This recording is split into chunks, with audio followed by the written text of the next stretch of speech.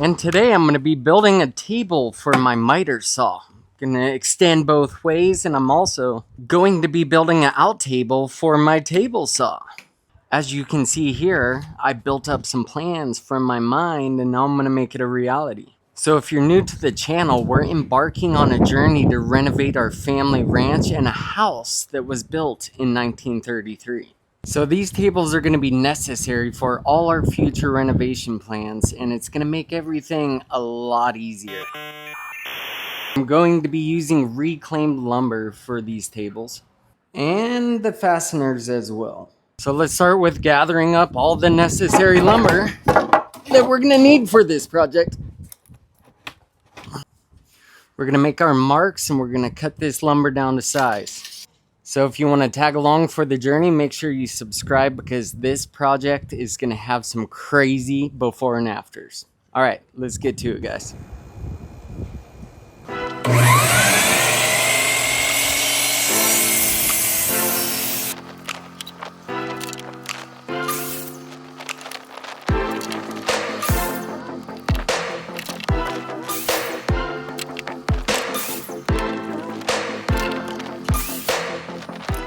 Alright guys, as soon as I wrapped up cutting everything to size, I realized it was over 100 degrees and I just wasn't feeling it. I was sweating like crazy. But now it's a beautiful sunset, and I'm going to finish this up by assembling everything. As you can see, I cut little notches out of the 4x4, so that sits on there. It's a lot stronger joint, and I think it looks good. So here we go, time to assemble everything. Alright, I just clamped my pieces, and I'm just making sure everything looks square. Now, in no way am I a professional. I am not going to pretend I'm a craftsman or anything great.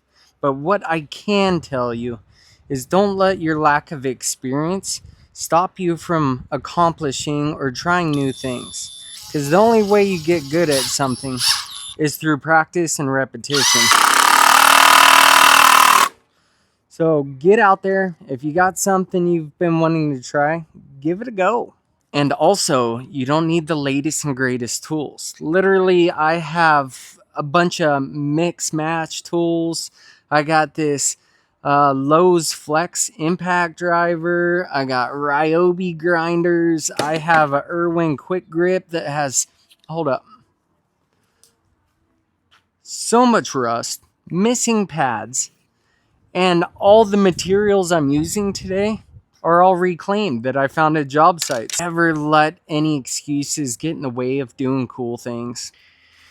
And if you agree with that, how about you hit the like button? And as you can see, I have the miter saw almost fully assembled. But the best part is, my phone died while I was doing a time lapse of putting the whole thing together. I'm going to take some MDF, I'm going to rip it down to size to make tops for both sides and to hold the miter saw.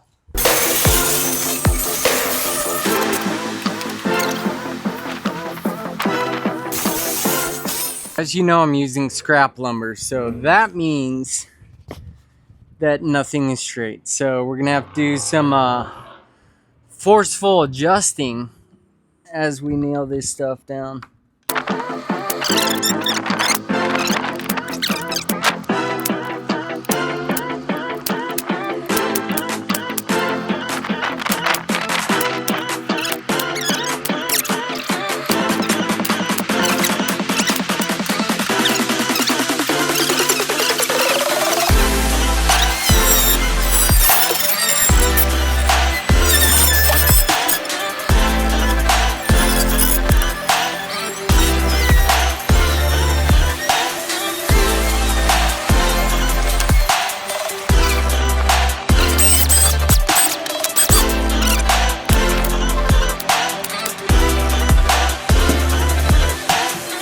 Well, there you have it. She's all done. And it all started with some plans, and now it's reality. How cool is that?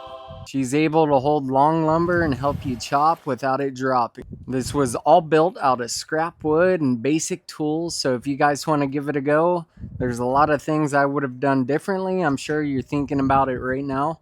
If you would do something different, go ahead and put it in the comments, let me know, and I might add her on there. But if you're enjoying the DIY ranch story, make sure you hit that subscribe button. follow along, and we'll see you in this next video right here.